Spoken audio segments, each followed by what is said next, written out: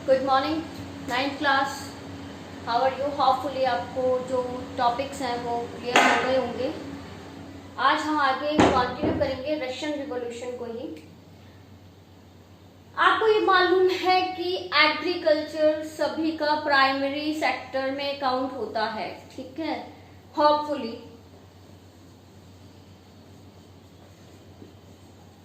अब रशिया की यदि बात करें तो और कंट्रीज के कंपैरिजन में रशिया में जो खेती करी जाती थी वो 85% पॉपुलेशन करती थी, और यदि फ्रांस और मैं जर्मनी की बात करूं यहीं पर तो वो केवल 40% लोग ही करते थे या 50% लोग।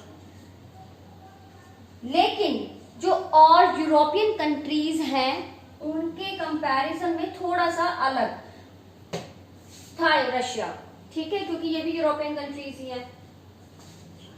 अब यदि बात करूं तो रशिया में दो जगह ऐसी थी, मैंने पहले भी जिक्र किया था, सेंट पीटर्सबर्ग का और मॉस्को,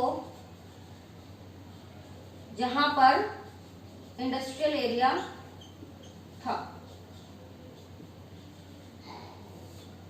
यहां पर बहुत बड़ी बड़ी लार्ज फैक्ट्रीज का प्रोडक्शन होता था। और आपको एक चीज और बता दूं, जो मॉस्को है वो रशिया की अब कैपिटल है, कैपिटल ऑफ रशिया है।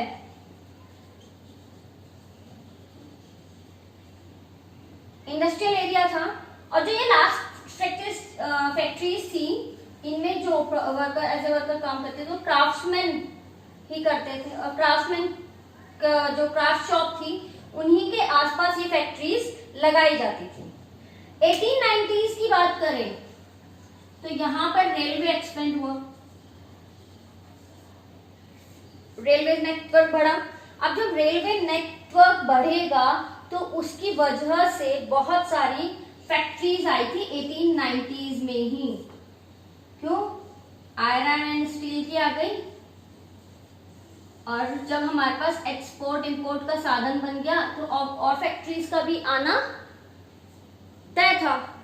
ऐसे में बहुत सारी जब फैक्ट्रीज आ जाती हैं तो धीरे धीरे फॉरेन इन्वेस्टमेंट भी बढ़ जाता है।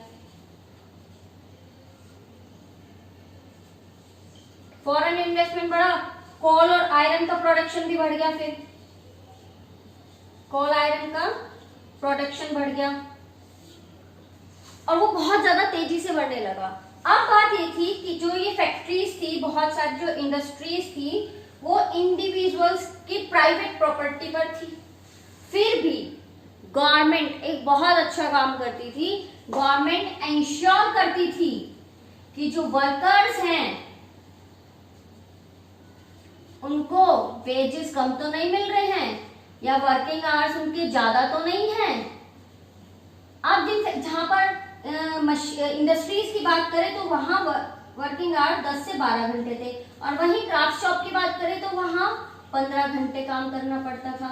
तो इस तरीके से वहां पर सोशल ग्रुप्स बनने लगे वर्कर्स के बीच। भाई मुद्दे तो उठते हैं ना, और ऐसे में स्ट्राइक्स भी होंगी, अभी आप पढ़ेंगे स्ट्राइक्स भी होगी। अब जब सोशल ग्रुप स्टार्ट हो गए तो वहां पर ये देखा जाने लगा कि किसके पास कितनी स्किल है।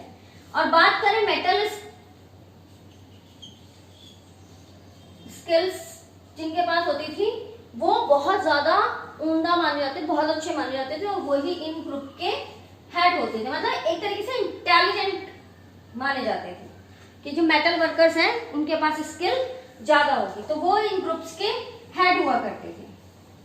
और अब हिस्ट्री की बात हो और विमेन्स का कहीं कंट्रीब्यूशन ना हो तो ऐसा पॉसिबल नहीं है ना। फ्रांस वाले चैप्टर में भी आपने पढ़ा था ना, फ्रांस रेवोल्यूशन वाले चैप्टर में, तो यहाँ पर भी 31% पॉपुलेशन का जो विमेन थी वो एज ए वर्कर काम कर रही थी।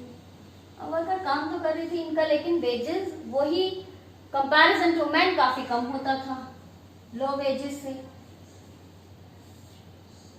ऐसे में कुछ लोगों ने अपनी अपनी थ्योरी देना स्टार्ट करना शुरू करा, और इसी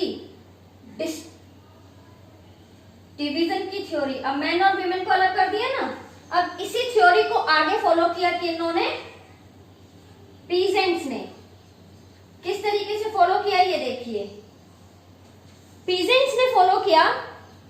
लैंड पे कल्टीवेशन का काम तो पीजेंट्स करते थे, और प्रॉफिट किसको जाता था? नोबिलिटी, ऑर्थोडॉक्स चर्च,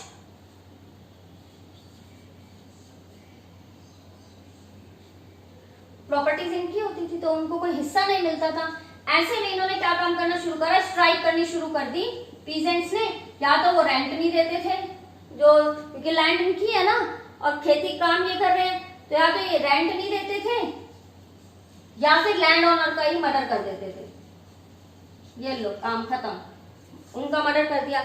लेकिन अच्छी बात ये थी, पीजेंट्स रशिया के comparison to European countries, Russia के पीजेंट्स इसलिए अच्छे माने जाते थे कि वो इंडिविजुअली पीजेंट्स की नीड के अकॉर्डिंग लैंड डिस्ट्रीब्यूट करना चाहते थे। वो चाहते थे कि जो लैंड जिसके लिए, मतलब फैमिली को देखते थे कि इसकी फैमिली कितनी बड़ी है, उसको कितनी चीजों की जरूरत है, नीड, और उसके हिसाब से वो डिस्ट्रीब्यूट करवाना चाहते थे लैंड को। आगे के टॉपिक के साथ हम कल मिलेंगे, रशियन रिवॉल्यूशन को आगे कंटिन्यू करेंगे। होपफुली बुक से आप लोग पढ़ रहे होंगे, जितना टॉपिक मैं यहाँ कवर करा रही हूँ। यदि मैं बुक से एक लाइन टू लाइन रीड करके आपको पढ़ाऊंगी तो बहुत ज्यादा टाइम वेस्ट हो जाएगा। यदि कोई भी चीज समझ में नहीं आए तो आप प्लीज मुझसे पूछ लीजिएगा। Thank you.